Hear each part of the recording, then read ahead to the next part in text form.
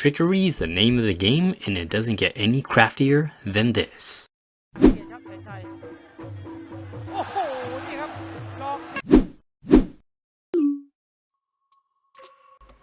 This fighter needs no introduction, but in case you didn't know, Saenchai is a living legend and one of the greatest fighters in the world of Muay Thai. He's an excellent technical fighter with an endless bag of effective tricks. With skills this steep, it's not uncommon to see him pull off some amazing feats like fighting opponents much bigger than him, knocking out opponents in spectacular fashion, or even schooling opponents in the most stylish way possible. And let's not forget about his amazing ability to take command of the ring.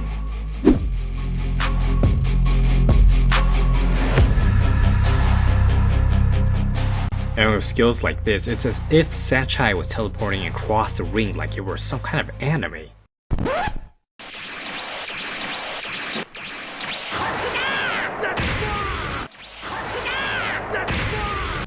His craft is amazing, especially his movement around the ring, and that's why we're here today.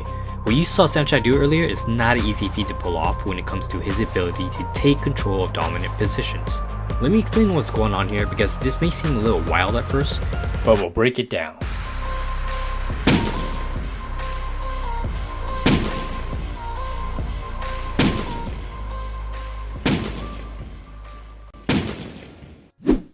In short, what Saenchai is doing is that he's taking a dominant angle on the opponent, and this is typically referred to as the opponent's weak angles because this is a position where the opponent can't effectively strike you when you're in their weak zone.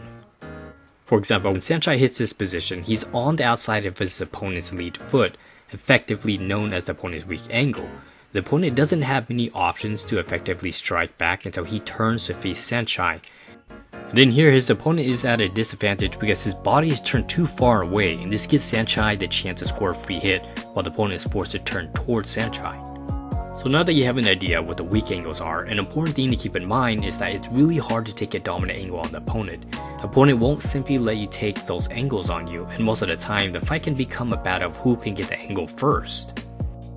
This really could be a frustrating battle because both fighters will be looking to deny their opponents the chance of getting the upper hand.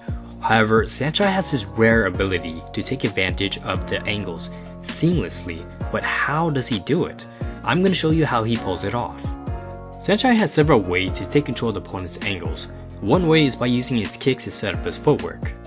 To set up Saenchai's footwork, he first fakes a kick using his footwork to sell that threat. Now this can be done in a variety of ways. Sometimes Saenchai will come in faking a round kick, or he'll do things like faking a push kick. But either way, the goal is to establish the threat of the kick in the first place. This is important because when you kick an opponent, there's a certain subset of responses that opponent will make to defend it. One of the common responses is to block while raising the shin to guard against body kicks. This response is crucial because when your kick is defended in this manner, there are two very important things that tend to happen. First thing is that the opponent becomes fixed in that position in order to shield the force of that kick. This is because when you're on one leg, you can't effectively move away from that spot until your feet come back to the ground. This makes them commit to that spot and freezes their movement. This also means that it's very hard for them to make any sudden changes in position or turning with one leg off the ground. This is exactly what you want because you don't want the opponent to move away and you don't want the opponent to turn towards you. When Saenchai fakes a kick, he draws the opponent's responses to stay fixed in that position where they can't adjust. As the kicking fake happens, Saenchai also uses that moment to simultaneously move even closer into the weak angle. Now there's a really important second part of this technique that allows this to fully work, but before we get into that, give me a few seconds to tell you about this useful skill that you might be interested in before we continue. The jab is one of the most common attacks in combat sports. It's an important tool to have, so it would make sense to have an effective counter for it. This is where the pull counter comes in. I created a detailed guide that may help you land this better by introducing you to different concepts when fighting. These are principles that help me out, so they may be useful to you too. For the time being, you can access this by subscribing to my newsletter on my website. Links are in the description. Don't forget to hit that like and that bell icon if you like this video. Alright, let's get back to the video. The second part of this technique is that as Saenchai hops into range, he pins his lead hand onto their lead hand or their guard, and he uses this to drive them in the opposite direction that he's moving. This prevents them from turning to him as he completes the transition into the opponent's weak angle, moving the other way.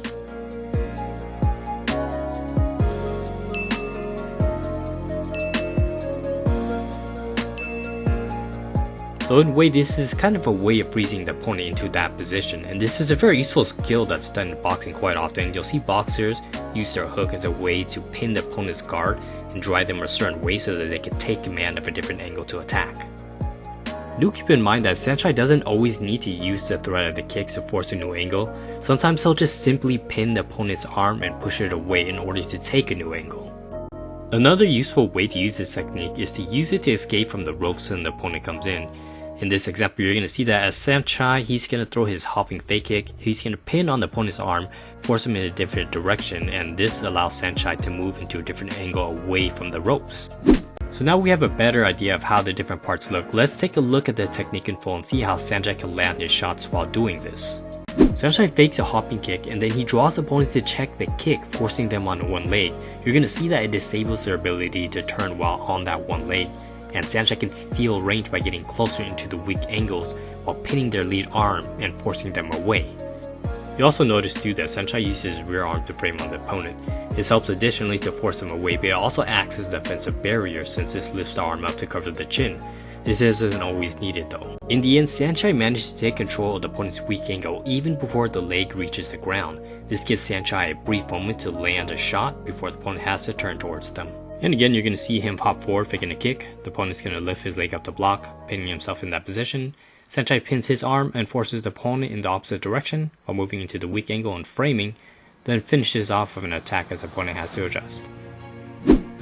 This isn't easy to pull off since it requires your understanding of the opponent's rhythm, setting up the right reactions, and controlling their posture while simultaneously moving into a different angle.